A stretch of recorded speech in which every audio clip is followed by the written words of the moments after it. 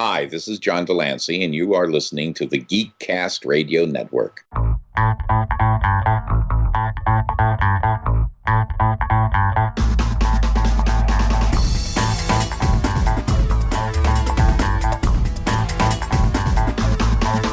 Hello, and welcome to episode 230 of the Cinema Geeks. I am one of your Cinema Geeks, Optimus Solo, and joining me, as usual, is the Comic Concierge. Hello, Dan. Hey, how's it going?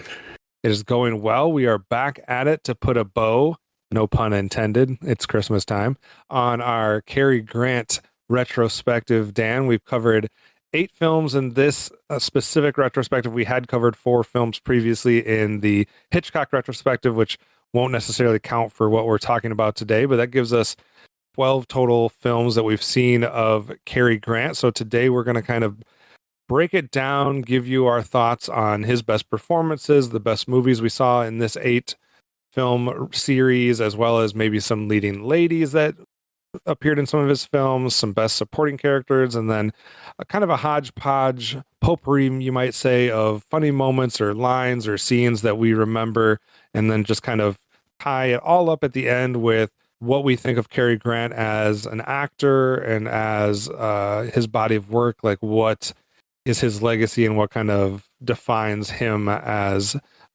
someone on stage and on film. So, Dan, any thoughts or anything before we get into it? No, I think we're good. I'm looking forward to it. I'm looking, we've been talking, even without, not even just this retrospective, but all the Hitchcock films. I've watched more Cary Grant movies this year in my life than ever before, so looking forward to wrapping it. I've watched more Cary Grant films this year than I've ever watched of any actor ever in a year. I can 100% say that. Nice. So, all right, let's start. Ladies first, they say. So let's start with some ladies that have appeared in his films and kind of which ones we were most drawn to. Obviously, Cary Grant is known as kind of this iconic Hollywood star, heartthrob, things of that nature. He had the privilege of co-starring with many of the most iconic actresses of all time, whether it be some of the ones we talked about in the Hitchcock films or in some films that we didn't cover. But there was a number of them that we did see over the course of this 8 films that were both well known and maybe some more under the radar leading ladies that got to play off of Cary in this series. So do you have any that really stood out to you that kind of separated themselves from the group, or that you were found yourself interested in, possibly even seeing more of their film work or learning more about them? Honestly, I think there's he had a lot of really strong actresses to play off of, and I think the one that to me ranked amongst the best in the sense of her ability to kind of give and take and match his wit and his dramatic ability perhaps the most was Rosalind Russell and his Girl Friday. And I think she really, this is the only movie I've ever seen that she's done. And I am interested in seeing what her personality is in a different film, because it feels like she very much, was able to play the part of the balance for Cary Grant. She's keeping up with all of his all of his different ad libs and things like that. And she's just as funny, just as well timed. And I thought, her ability to kind of keep up with him is what made that movie so good. So I think she's, of all the actresses that we saw, a lot of great ones, but her comedic timing to me was just bar none the best. I think one thing that I find interesting in covering Cary Grant over the course of all of these films is you going into it, if you went in blind and you didn't know anything about him or the films that he was in or the actresses and things of that nature, I guess, I feel like you would go into it with the thought that as this iconic, legend of Hollywood with the good looks and the persona and the charisma that goes with him, I feel like you would go in thinking that most of the actresses that played opposite to him would almost be in, I don't know if I want to say subordinate position, but you would almost have they're just fawning about him or that Yeah. they're, doing that. And I am impressed with, and I don't know if it was more the directors and the casting agents and things of that nature, or if it was something about Cary Grant himself, but he doesn't play that on his end very much. And I found that whether he was letting it or allowing it to happen, or whether it was just because of the actresses, I don't want to take the agency away from the actresses, but like so many of them that seem to like go toe to toe with him, or seem to like stand up to his like being almost on this pedestal, you would think. And I was impressed with the number of times that we do see actresses, and I think Rosalind Russell is the best example of that, probably the one that you're Yeah. using. But I feel like there's a number of those that we've seen. Like Katharine Hepburn does it, of course, right? Like in almost all of her roles, she's like going toe to toe with him. She's not backing down.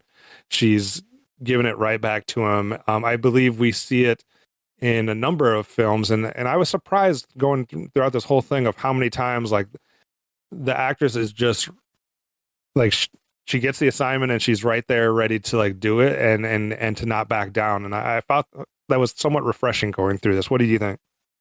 Yeah, he was not afraid to work with strong female leads. Like that was certainly the case, both in star power as well as performances. Like it wasn't.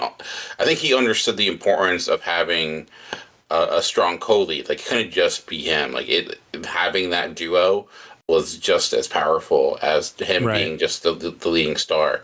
He understood the importance of a good give and take, whether it be like a romantic film. And a lot of these movies we went through, even though this is the Cary Grant retrospective, like even in His Girl Friday, he's a supporting character. He's not the lead. And that's the case for I think a lot of these movies. He was as support or part of an ensemble.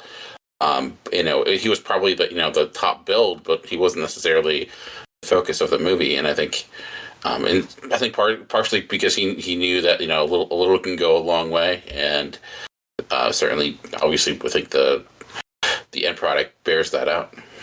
And I don't think on these 8 films specifically, I don't know if I can point to a single. If you were to take like the actress that had the most screen time and like the largest role, I can't point to a single one that I would say was like the damsel in distress or was like the head over heels. I don't have any agency in myself. Like I feel like every one of them in a different way stands up and like goes toe to toe with him. And I think you could like break it down almost every single one. Maybe the closest one that doesn't is Priscilla Lane in Arsenic and Old Lace, but that's such a minor part that I don't know if it's really gets that. But like I said, both times we see Katharine Hepburn and Bringing Up Baby in the Philadelphia Story, like they're toe to toe. I even think, like Irene Dunn in Penny Serenade does, Deborah Kerr in Affair to Remember does. So I think all of these, even June Duprez from None But the Lonely Heart, I say what you will about the film, but I feel like they all are basically standing right up to him. My favorite one, I was really torn between the one you picked, Rosalind Russell. I had Deborah Kerr as a number 3 for An Affair to Remember, but ultimately, I think if I was to have to pick my number 1, then maybe it seems like a cheat, but I got to go with Audrey Hepburn in Charade, just because it's the only time we get to see those two play off of each other. So like, I wish there was more examples of that so I could have seen what else they did, but I don't think you can go wrong with almost any of these. To me, it was between Rosalind Russell and Audrey Hepburn. And I would also say Irene Dunne in Penny Serenade, because again, she was really the lead there. She carried a lot of the emotional weight. So she was one I considered as well, along with the ones that were mentioned. I agree. I think one thing that has happened in a few of these films, though, because they're such strong leads and co-leads, like you said, sometimes Cary Grant's not the lead, but if we're taking Cary Grant in each one of these and we're taking all of the females that we just talked about, there's a lot of strong performances between those two. And I think it almost leads to a little bit different than what we saw with the Hitchcock retrospective, where in Hitchcock, so many times he's building the world and creating all of these supporting actors and actresses that just add so much color and flavor to the film and the world that he's created. And I don't know if that's necessarily the case in these. Obviously, we're dealing with a bunch of different directors across the board here, but I feel like because there's so much time spent on these strong actresses and Cary Grant, that sometimes the supporting characters in some of these films, to me, seemed like they were more background than somebody that was really like bringing something extra. But I do think there was some exceptions and some supporting characters that definitely did stand out and resonated with me. What about you? What were some of the supporting characters that you really enjoyed during these 8 films? There was a lot. Kathleen Nesbitt was one in An Affair to Remember that really stood out. Absolutely. She doesn't have, I don't know, maybe 5 minutes of screen time at the most, but there's just something like so endearing about her presence, and such in a vital role too, because I think her ability to kind of bring those two together, and like there's something like so endearing about her that makes that scene such a pivotal scene. It really, it's kind of where their relationship really changes, is just be able to interact with her, and within it just, and it doesn't feel like she's acting. You feel like you're just looking at someone being who they are. So she was certainly one that stood out to me. And then Arsenic and Old Lace, like pretty much all, that again, talking about an ensemble, there's so many there. But, I had to point out John Alexander, who played Teddy, just because he was obviously like the comedic linchpin, in the sense of like, he was the big, kind of looking for the big laugh, the over the top character, the one that perhaps was the most fun out of all of them. But that pretty much all the characters in Arsenic and Old Lace really could deserve a mention. Yeah, I had basically the whole cast of Arsenic and Old Lace that I was like, because it's all of them, I don't know if I can mention a specific one. I think I'm probably drawn to Peter Lorre as Dr. Einstein, as well as the 2 aunts. Gina Dare and Josephine Hull play those 2 parts both on the Broadway show and in the movie, but Aunt Martha and Aunt Abby. But there's so many good. Teddy's a great character. Like, there's so many good characters in Arsenic and Old Lace. So I think that's like the most ensemble piece we get out of these 8 films. I would feel pretty confident in saying. I also had Kathleen Nesbitt as grandmother Janu, or however you said that name, in Affair to Remember, written down as well. I did want to give a tiny bit of a mention to, even though I'm not huge on the film, Jane Wyatt, who played Aggie Hunter in None But the Lonely Heart.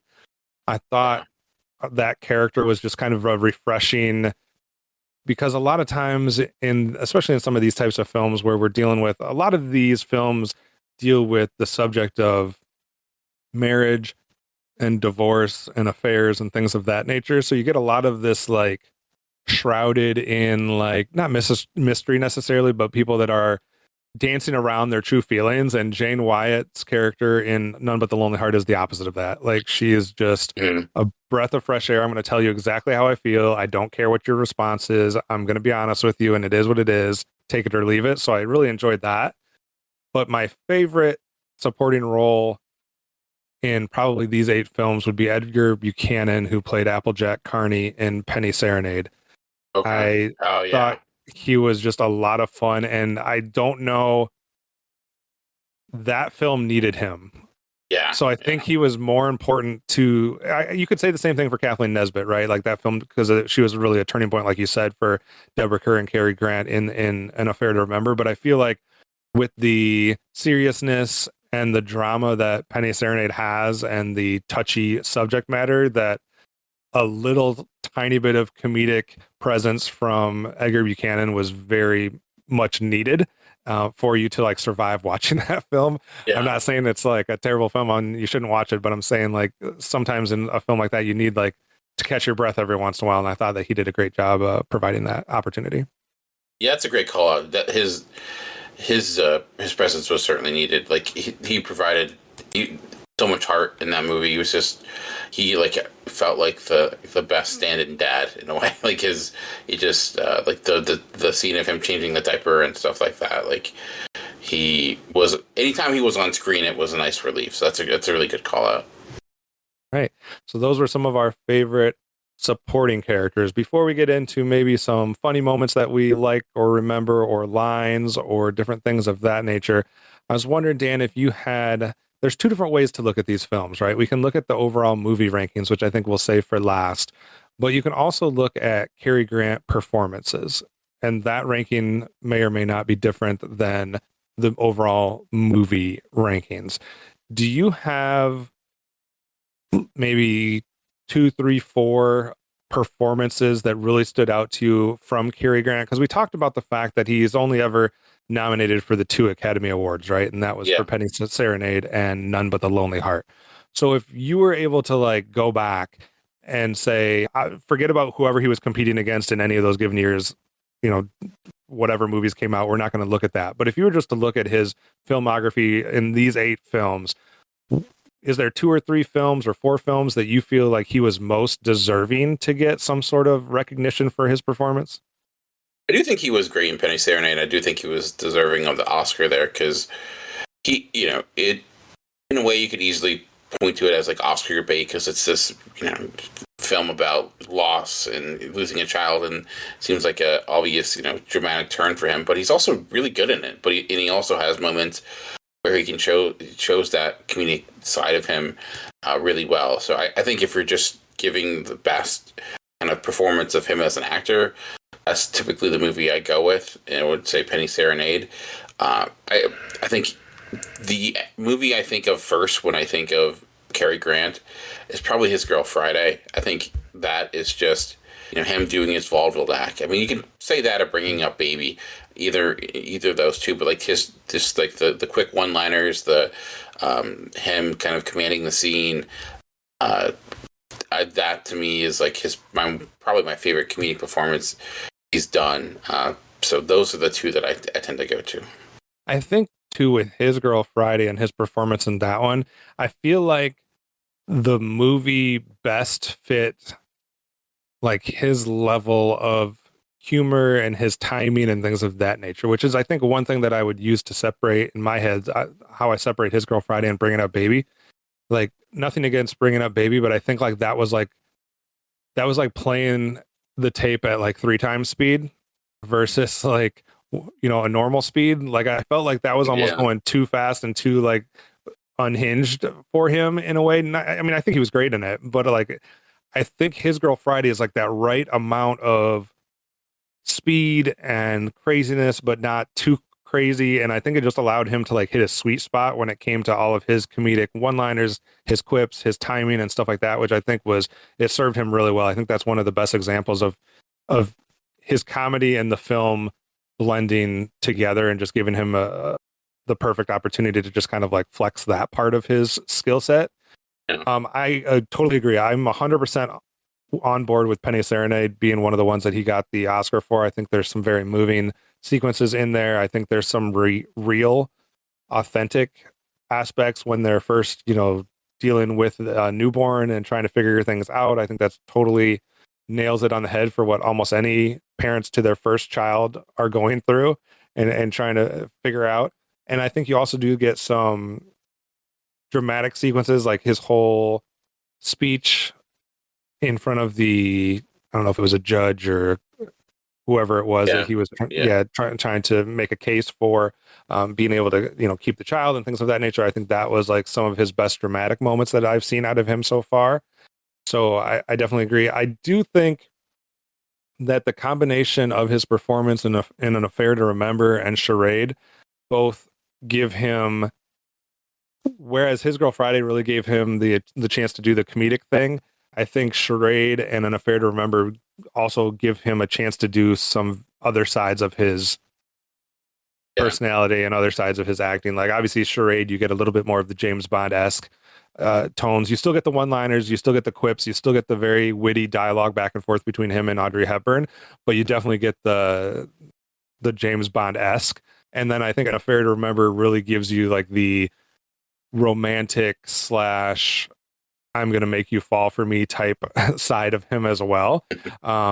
So I think there's a little bit of all of those that I appreciate with both Penny Serenade and Affair to Remember, His Girl Friday, and Charade. I think they all kind of like showcase a different aspect of what makes Cary Grant the great actor that he was. So as far as moments that you really remember or that stuck with you, or lines or scenes or sequences and things of that nature, did you have any that like really stood out that you wanted to highlight during this episode?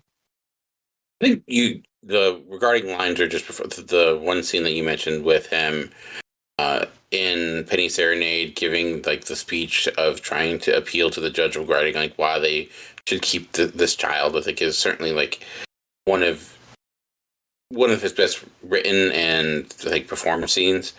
Some of the ones that kind of stand out just because of their comedic timing. There's a lot in Bringing Up Baby, but for some reason, and you could say it doesn't age well, but it still caught me off guard and it's still super memorable. It's when they open the door, he's in like the nightgown and he yells, "I just went all gay all of a sudden," and it's just like, I was like, I'm like, what? You would like, I feel like if an actor would do that today, it'd be like a big deal, and like, oh my god, or maybe not as much now, but it was so. Apparently, it was one of the first times it was ever said in that way in a movie before, and I wonder if he was the purpose behind it, but I don't know. I found that to be quite the moment, and then His Girl Friday has like a lot of great lines. I would never do them justice saying them because I don't have his his ability to in timing and stuff like that. But right. the one line that she's a girl who's generous to a fault, except other people's faults. I think that kind of is one. It's well written, and two, kind of shows like their relationship really well. But specific lines, and though I struggle sometimes with remembering them. I feel like at the time we hear them, I'm like those are really good, but I tend to forget. But those are ones that stuck with me as I look back at some of the past movies we've watched. I think that those are some great examples. I would be hard pressed to narrow down a line from either His Girl Friday or Charade. Like there's so many in those two films that it's like really hard. I think the ending of His Girl Friday, where he's getting a scoop on something and it's gonna like a strike or something that's taking place, and the person on the other end of the line is telling him it's in Albany, which is where the actress's former flame lives, I guess, that he was battling with, and she agrees. She says, "All right, we'll honeymoon in Albany," and Walter Burns, Cary Grant's character, says, "Well, isn't that a coincidence? We're going to Albany. I wonder if Bruce can put us up." It's just like the audacity for him to like say that is something crazy. And then I think also like the whole intro scene of His Girl Friday, where they're at the newspaper office or whatever, and that's a good one. Yeah, and I believe Bruce is like standing out at one point. He's standing out in like the waiting area or whatever. But like the lack of care that Cary Grant has for the fact that guy's there, and it even follows through into like the dinner sequence later, where they're having dinner, the three of them, or lunch or whatever it is, and it's like he just absolutely doesn't care that this guy's here. He's going to say whatever he wants, and it's just like a funny aspect of that off. And then I think another thing that they do really well in Charade was the fact that Cary Grant's character goes by like a number of different names in that film. I don't remember exactly how many, 3 or 4 at least. And there's so many clever lines between Audrey Hepburn's character and Cary Grant's character with that name. I think the funny part is like towards the end, they're talking about how when they finally kind of admit that they've fallen for each other and this, that, or the other. And Audrey Hepburn's character says, "Oh, I love you, Adam, Alex, Peter, Brian, whatever your name is." And then she says, "Oh, I love you. I hope we have a lot of boys and we can name them all after you." I'm just like, that's such a perfect like way to do that. As far as that goes, she has another funny line too, where they're in the beginning where they're trying to introduce each other, and or something that Cary Grant's character says, "Do we know each other?" And she says, "Why do you think we're going to?" And he says, "I don't know. How would I know?" And her response is, "Because I already know an awful lot of people, and until one of them dies, I couldn't possibly meet anybody else." And I just thought that, I don't know who wrote that line, but like that was just absolutely fantastic. And then I think going to like just a classic, I think Arsenic and Old Lace, the scene towards the end where Cary Grant's character is on the phone on the stairs, and all kinds of craziness is breaking out in the living room and different things are happening. And I think that's also the scene where Dr. Einstein thinks that he may be caught or whatever, but Cary Grant's like just on the phone and talking to him, but trying to convince himself that he's not crazy. And then I think just the way that that's choreographed was like a great scene in Arsenic and Old Lace. And I'm sure there's a bunch of other ones you could go to, as once, like when he discovers that there's a body in the window seat, or when he discovers that his aunts are behind it. Like there's just a lot of good physical comedy that he does in that one with his facial expressions and body movements and things of that nature. Yeah. There's all right. Lots to choose from. Yeah, there's definitely a lot to choose from. It's kind of the thing where it's not that his movies are necessarily quotable. Like, Yeah. I don't think you just like remember like a one-off. Like, there's not as many one-liners because it's a lot more of the back and forth that leads to like a funny punchline or a funny ending to their like dialogue. So it's hard to like pinpoint like a specific quote, but there's so many like back and forth that you're like, oh, that was hilarious and I want to remember that. But then like 2 seconds later you get another one, especially with stuff like Bringing Up Baby and His Girl Friday. Like they're going at such a fast pace, it seems like, that unless you're taking notes, like you're already on to the next funny line or the next funny like back and forth. So it's definitely hard to pinpoint lines, I feel like, in some of these films. Yeah, definitely. All right. So that leads us to our overall. Do you have anything else as far as like moment, scenes, lines that we haven't had a chance to highlight? Not Penny Center, but Bringing Up Baby has a lot of good scenes. There's the scene in the torn dress scene in Bringing Up Baby, which is really done with just all physical comedy. That's, I think, one of his best attributes is his ability to do stand-up comedy, or not stand-up comedy, but physical comedy that has a bunch. There's like the scene at like with the dinosaur, trying not to destroy it, like when near the end, that really stands out too. And like all the reactions to like running into the leopard and things like that. So those all kind of stand out to me as well. I think too in that film, the beginning of the film where they're first meeting each other and she's just like so hard to take, right? Like she's just bananas, and he has so many lines in that first sequence that's like, I wish I hadn't have met you, or like these different things where he's saying like, if somebody, I think they even carry it into later, like if like that they need to pad the jail cell instead of like letting her in or letting it out. Like once they get to know her, they're just going to pad it or something like that. Like he's very dismissive of like, my day was going a lot better before I ever ran into you type of stuff. And I think that's a lot of the funny stuff, because, whether it's the golf section or like beating up his car and things of that nature, it's like, what is going on here and why is he putting up with it? So I think there's definitely a lot of good stuff there. I want to do a couple more things before we kind of wrap this up. One will be our overall movie ranking of these 8. And then I want to talk a little bit in closing of kind of like what makes Cary Grant, what are our favorite parts about him. We've already touched on a couple different aspects of his like toolbox and what he had to play off of, and kind of go like with what our favorite parts of him as an actor were. What did he do best, and what was his strengths and opportunities, that type of stuff. So first off with his movie rankings, and I don't know about for you, I found it somewhat easy to rank my bottom 2 and my top 2. And then I have 4 in the middle that I really can go back and forth on depending on like what mood I'm in.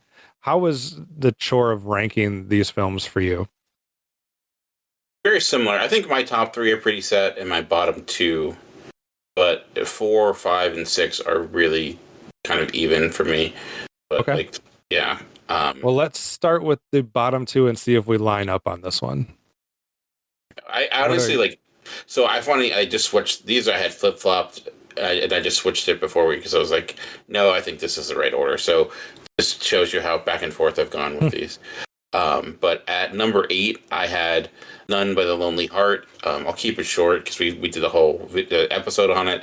But I think it was just doomed to fail from the start because it was just bad miscast and it didn't work. And then at number 7, I have The Philadelphia Story, which I don't think is necessarily a bad movie per se. I found it to be a little all over the place, and again, like I think we talked about just the weird relationship dynamics and that, and it didn't necessarily work for me. So those were my bottom 2.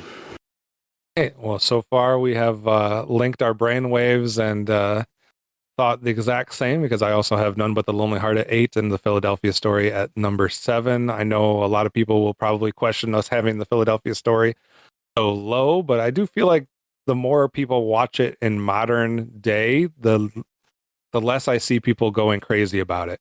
I don't know if it had like a time where like everybody just like really exalted that film and now people are coming around to it or what. But I feel like we're not in the minority, even though it feels like it feels like it's a minority opinion. But I feel like the more time goes, the less in the minority we are on those. So, and I agree with you. None But the Lonely Heart is just bad casting. The age just really makes everything else fall a kilter. Like it just doesn't.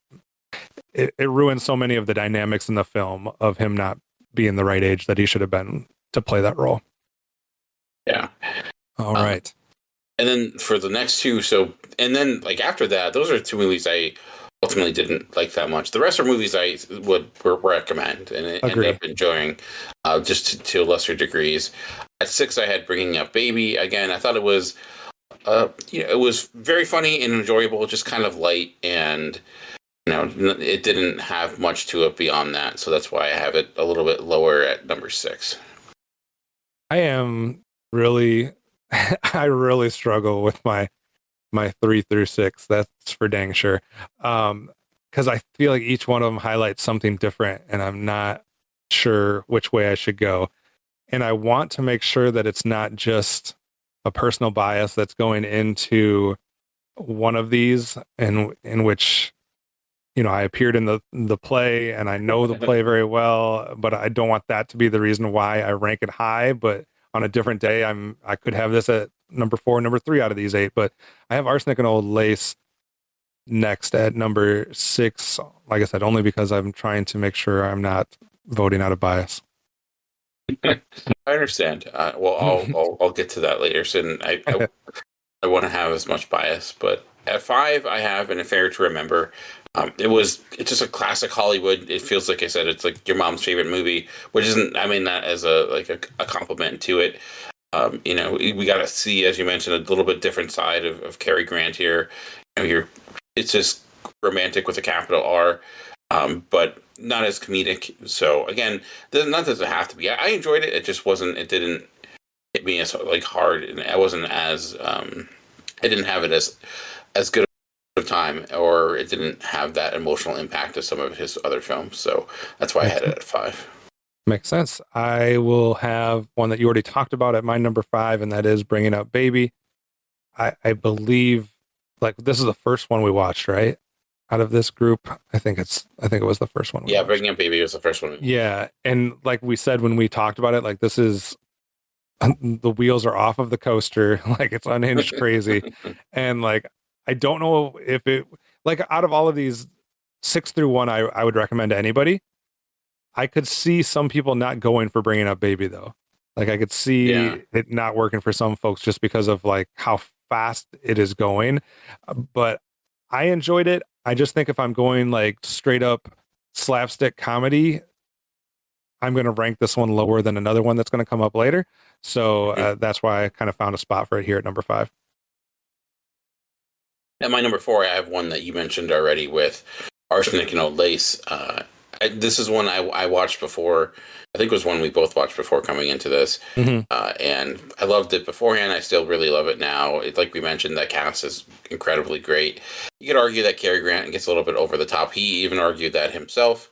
But I think even despite that, it's a really good time. And I think one of these, speaking of recommending to people, it is probably one that would, if you have like a family over for the holidays, it's a good one to throw on because it could probably make everyone in the room happy, because it's a little bit crazy. It's got, you have Teddy who's charging up the stairs and all that, and then Cary Grant doing his stuff. So that's what I have at number 4.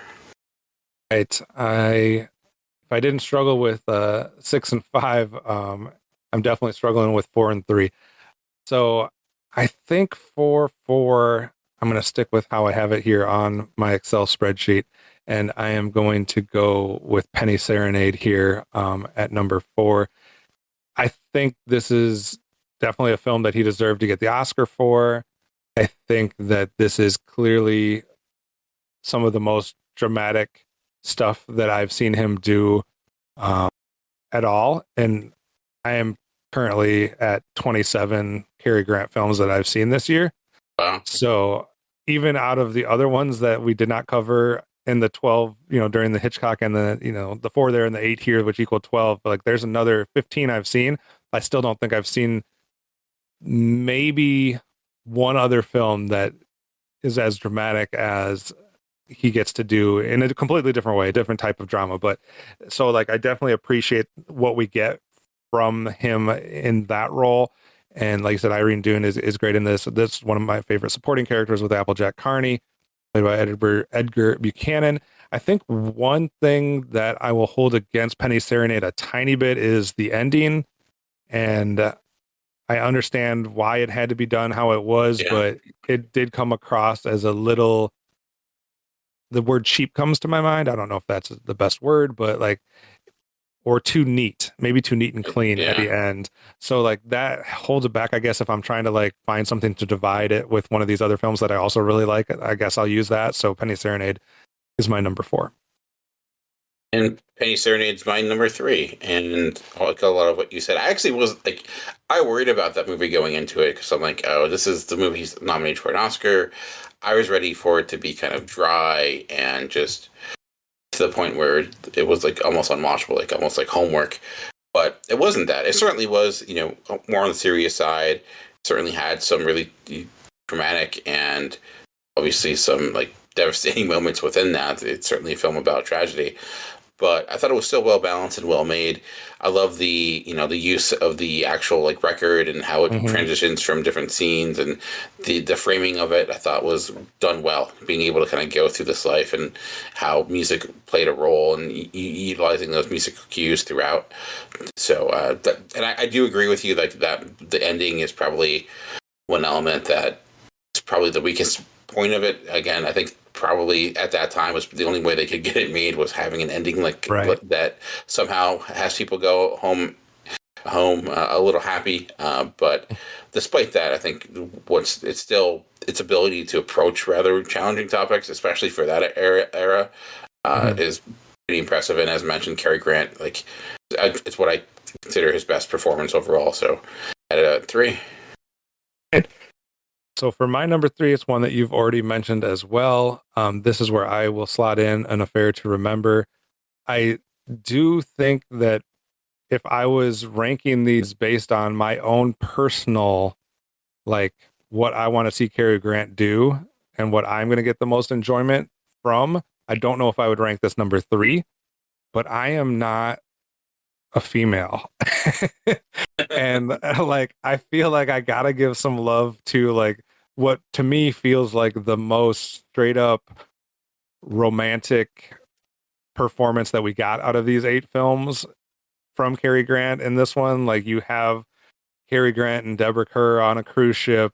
You got him, winning her over. They take the protocol where they go see her grandmother, and then obviously you transition to the big city and things of that nature. But I do know some people have some issues with that second half of it, or maybe the last act of it. But I just feel like this highlights him as a romantic lead more than any of the other ones. And I feel like there's a large swath of the population, especially back in this time period, that probably really thought this was like the best of the best. And when I was doing some research, I just kept finding like so many comments from what felt like middle-aged, well, maybe not middle-aged anymore, 60, 70-year-old ladies that really love An Affair to Remember. Let me tell you, there was quite a few, and I'm talking about dozens of comments from that in like some different threads that I saw on social media as far as like what's your favorite Cary Grant role and things of that nature. And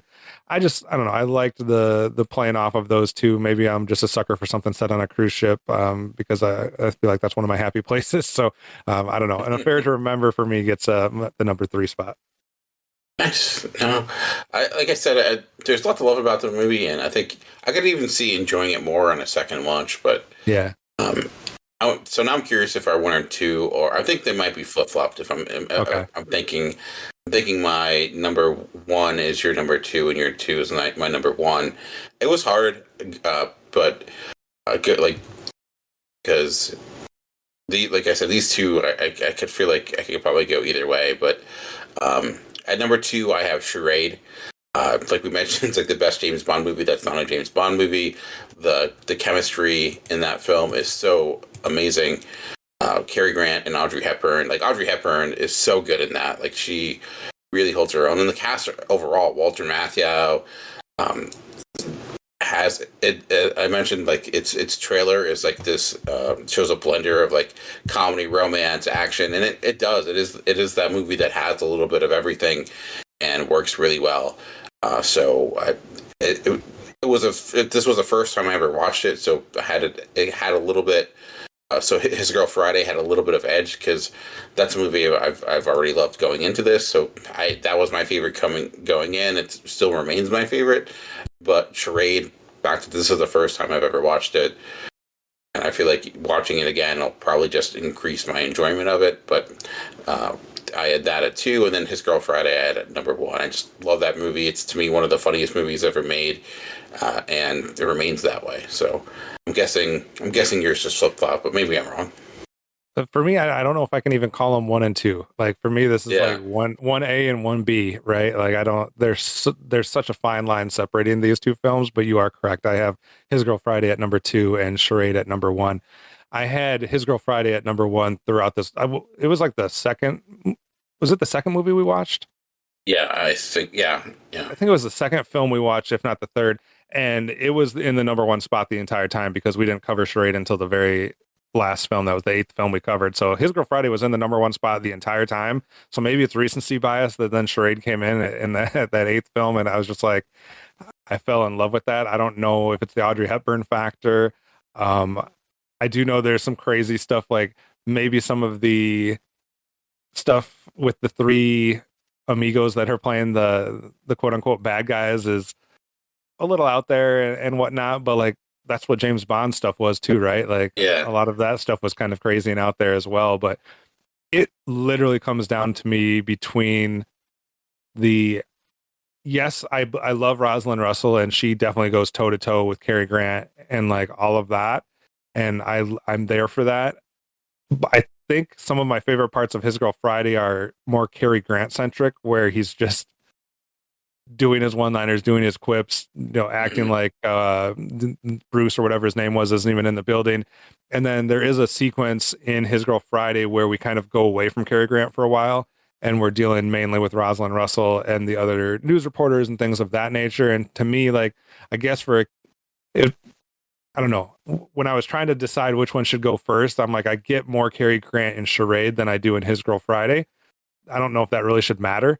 But I just love the back and forth between all of the different names of Cary Grant and Charade, and then Reggie, Audrey Hepburn's character.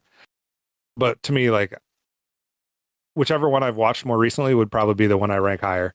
So if you catch me and His Girl Friday has been the one I've watched more recently, I would probably tell you that one, because it was, like I said when we were talking earlier, I feel like it's the right tempo and it's the right setting and everything for Cary Grant to just be his funniest, and I love that about it. I guess I'm a sucker for the only appearance between Audrey Hepburn and Cary Grant, though. Yeah, I mean, like I said, it's sad that that's the only movie they ever did together, but maybe it makes it a little extra special because of that. I did have a question though, because considering we did other Cary Grant films during the Hitchcock retrospective, would your number one, would you still put it above like North by any of the Hitchcock films that we did, like North by Northwest or so I've done a lot of thinking of this because I've been compiling my Cary Grant list over on Letterboxd, which, like I said, is 27 films long. And when you start getting into that number, it starts getting really hard to like place individual films within that. I will say that there's 2 films that I have.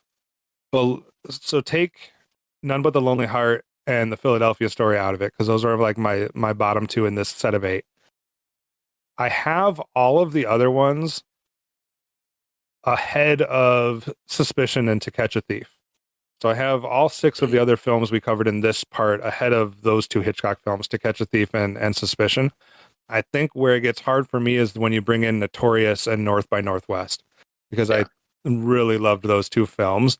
So I would probably make my top four some combination, and I'm not gonna I'm not gonna let you pin me down in the order, but it would be Of course. North by Northwest and Charade and Notorious and His Girl Friday would be my top four. I don't know. Like currently, I think I have North by Northwest and Charade both as 5-star. And I believe I currently have Notorious and His Girl Friday at 4.5, but I would have to check that. But like those four films, to me, are his top four films that I've ever seen. What about you?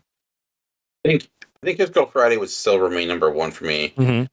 Actually, no, North by Northwest, number two, Charade, and then Notorious, and then finishing up with Penny Serenade would probably be my top five. Very good. But similar, I would Catch a Thief and Suspicion would probably be at least everything beyond my bottom two. Mm-hmm.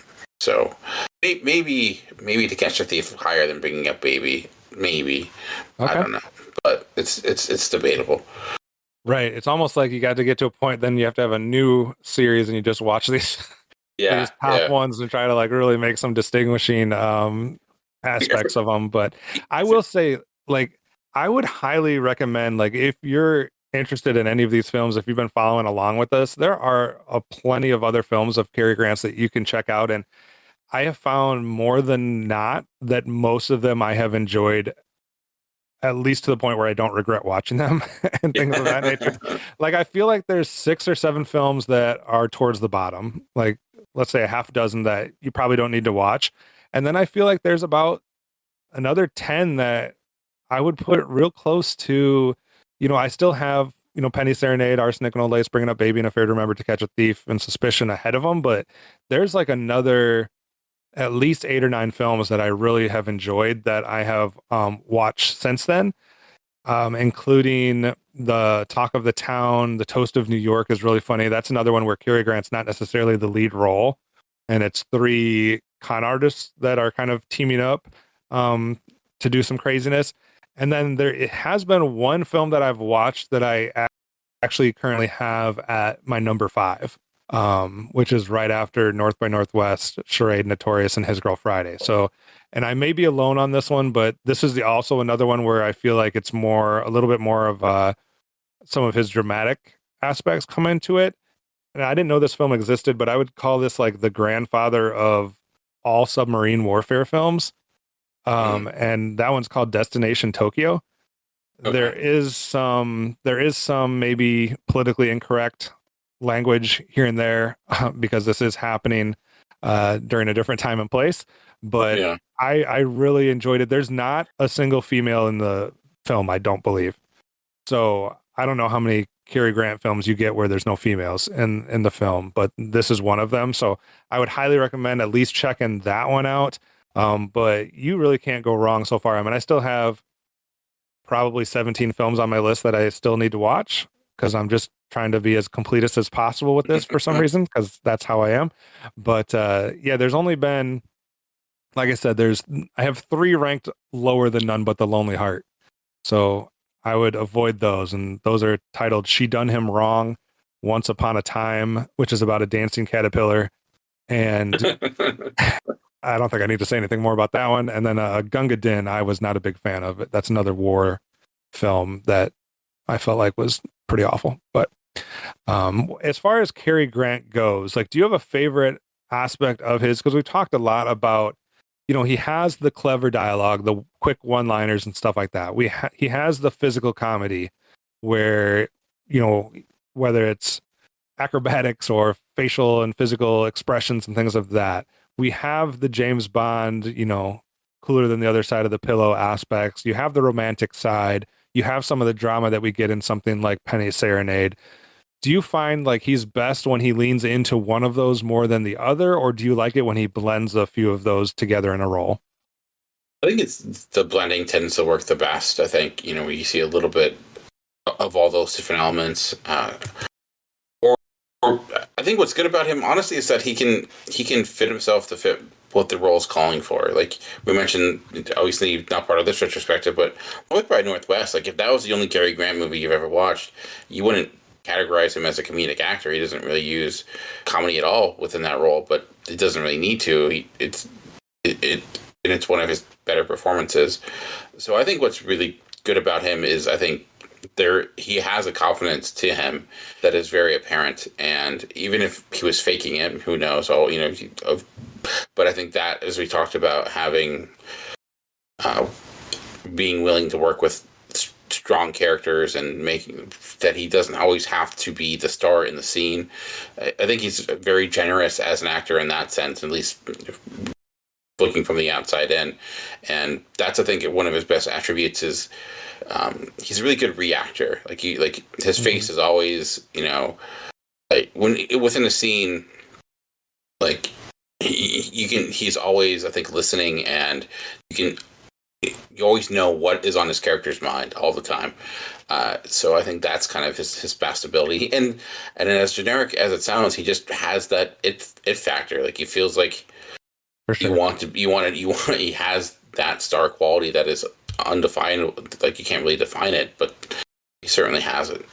He's interesting because he's one of those stars that sometimes you have like the Hollywood star that just appeals to, I don't know, one group of people or the other. Like I feel like Cary Grant appeals to like both men and women. Like, the women want him to date them, or the guys want to be him or to hang out with him. Like I feel like he appeals across the board in a way. I also feel like he had an uncanny ability to, without actually breaking the fourth wall, he somehow had a way with these very subtle looks, gestures, or lines where you felt like he was looking at you or winking at you in the camera or delivering a line to you, where it felt like you almost had a relationship with him and you were like there, like in on the joke with him, even though the rest of the people on the set or on the scene aren't.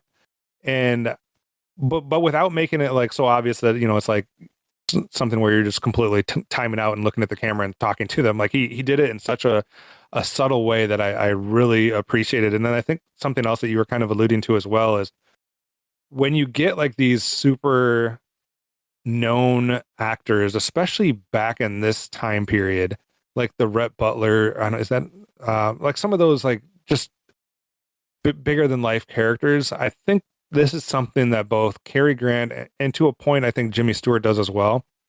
But I don't feel like Cary Grant was ever afraid to look silly. Yeah, like that's true. He was critical of himself. Like he would analyze it, and like we talked about with Arsenic and Olace, thought that he was too over the top and too, overacting. But I don't think that's the same as like he doesn't care if he's in a dress in one sequence. He doesn't care if he's, being a little flamboyant in one sequence or whatever the case may be. Like that's somewhat rare when you have someone with, like you said, that it factor. A lot of people are afraid to break, the machismo or the macho like stereotype. And I feel like that's what endeared Cary Grant to a lot of folks, is that he was not afraid to be the side character. He was not afraid to be the funny character. He was not afraid to be the, like I said, the person in the dress or the person in whatever it may be. And I don't know if all of the other actors that were big and well known at that time would have been willing to do some of the stuff that Cary Grant did. Yeah, it's very true. Like you mentioned, being in a nightgown yelling, "I'm being gay," or it's Right. like not a lot of actors today wouldn't. Vin Diesel's not doing that scene, so yeah, I think that's certainly. And you could tell he was naturally talented, but obviously had so much. He did vaudeville, and I think he had all those different little skills that he was able to utilize when necessary. So yeah, I think he's definitely a treasure from that time period. I'm not saying like, I know there's going to be some people that would be detractors of some of the stuff that happened in his real life and things of that nature. I know he had a couple different accusations of some abusive tendencies towards one of his wives, at least. I don't know if that was true or not. I'm not getting into that. I'm strictly trying to talk and judge and critique his acting and in his films and stuff like that. So I don't want to act like we're not aware of that, but I'm also not necessarily judging him as a person. I'm just judging him as, not even judging him, but just reacting to his acting and things of that nature. So anything else to wrap up this Cary Grant retrospective, Dan? No, I'm definitely glad we did it. We got to watch a lot of really good movies, a lot of movies I haven't seen before, and movies that certainly have a huge importance within the history of Hollywood. And, you know, bringing it with this and the Hitchcock retrospective, I think it was fun how that naturally just kind of came about. So, how about yourself? No, I'm super glad we did this. Like as soon as we were going through that Hitchcock, I was like, man, I really want to watch some Cary Grant films. And I'm like, I don't know if Dan's going to want to keep watching stuff from this time period. And you were all for it. So that was like, yes, now I have an excuse. And now that's parlayed into like, my wife tends to fall asleep before I do. And that usually gives me like an hour to an hour and a half where she's asleep and I'm not quite ready to sleep. And it's been perfect to throw on an old Cary Grant film. And I've, like I said, I've been making my way through all the ones that are available to stream. There's probably a half a dozen or a dozen that are unavailable in any way, shape, or form. So I guess I can't get to those. But I've been working in a chronological order. So I've just got, I'm almost through the 1940s. We're 27 films in and I'm almost through the 1940s. Jeez, so, wow. See, if doing a lot of films. If you start talking like, you know, they did back then, we'll know why. It's like, oh, you've just been watching too many. I know we definitely have to. It's going to be weird, but I've been trying to catch up on 2025 films as well. So it's like a that's got to be a whiplash. Yes, it's a whiplash effect. That's a perfect word that I was trying to think of because it's like 1940 and then 2025 and then going back and forth. So it'll be fun to talk about some modern stuff too as we go through here and do some future episodes. So all right, that does it for this episode. Dan, how can people keep in touch with you or get a hold of you on the interwebs?